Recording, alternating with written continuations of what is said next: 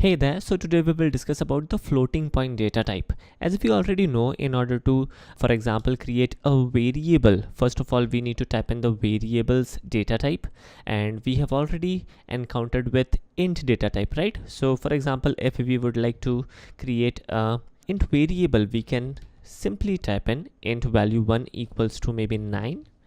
Likewise, whenever we create a floating point data type, we can make use of floating point data types. Now there are two floating point data types. First one is float. Let me type in float and let me add yet another variable as value 2 maybe. So I will again give the value as 9. So this is a floating point data type which is highlighted in front of us, value 2. And if I print these value directly on the console, what would be the output? So let me type in value 1. So value 1 equals value 1. So this seems to be good enough. Let me copy this line of statement, and value 2 is value 2. All right, so now if we print this on the console, then what would be the output?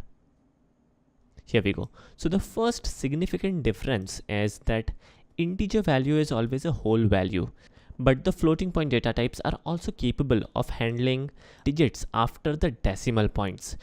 So whenever we would like to deal with the numbers which includes decimal points and value after the decimal point, definitely we would be making use of floating point number. Now in here, making use of floating point variable is good, but we need to also explicitly specify Java that which kind of value we would be storing inside this float variable. There could be two values. First type could be float and the second type could be double value. Now what is the difference between float and double? Now as the name suggests, float is a floating point number, which is okay. Double is a floating point number with double precision. Let me add in a double variable. So I will type in double, maybe value 3, and I will again give the value as 9 maybe. And let me copy the line of statement once again, and I suppose it is already copied and is in our clipboard. All right, and now let me execute this and the output would be definitely same. So double and floating point both are floating point data types, which is simple. Now if we would like to understand what is the space occupied by these variable float and double, then float will occupy 32-bit space in memory. Similar to int also occupies 32-bit memory in space, and double occupies 64-bit space in memory. Definitely it is more precise. Now friends, in Java there are some preferences given to specific data type. Now int is preferred whenever we make use of integer type of variable. Likewise, double is preferred whenever we make use of double type of data type. So whenever in Java you code, try to make use of double. Why double? First reason is it is more precise. Second reason is your program will work faster if you make use of double instead of float. Likewise, int data type is preferred above short, long, byte data types when it comes to integer type of data type. Alright, so this was it. Okay, so let us quickly summarize that what we have learned till now. There are two floating point data type in Java. First one is float, second one is double.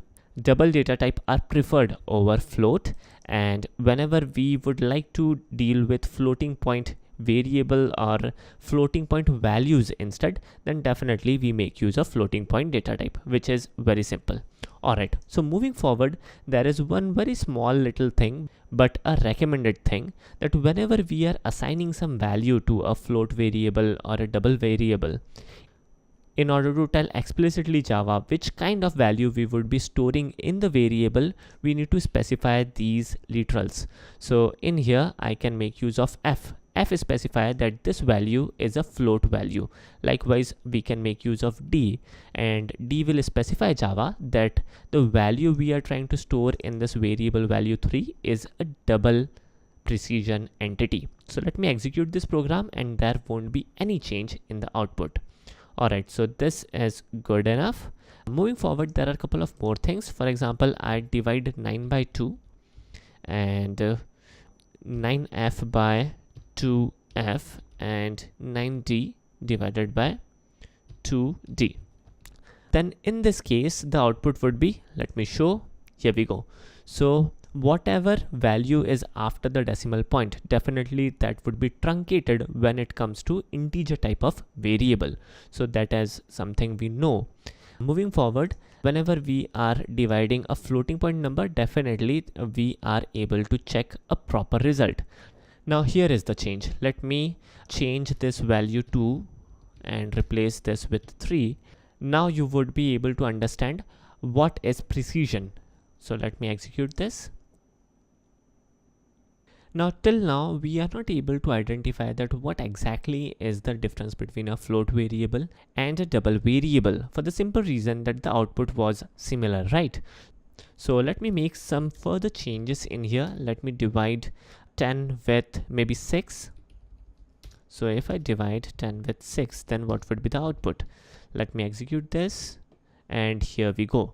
So the precision in our double variable is much higher, and if we count, these would be 16 digits.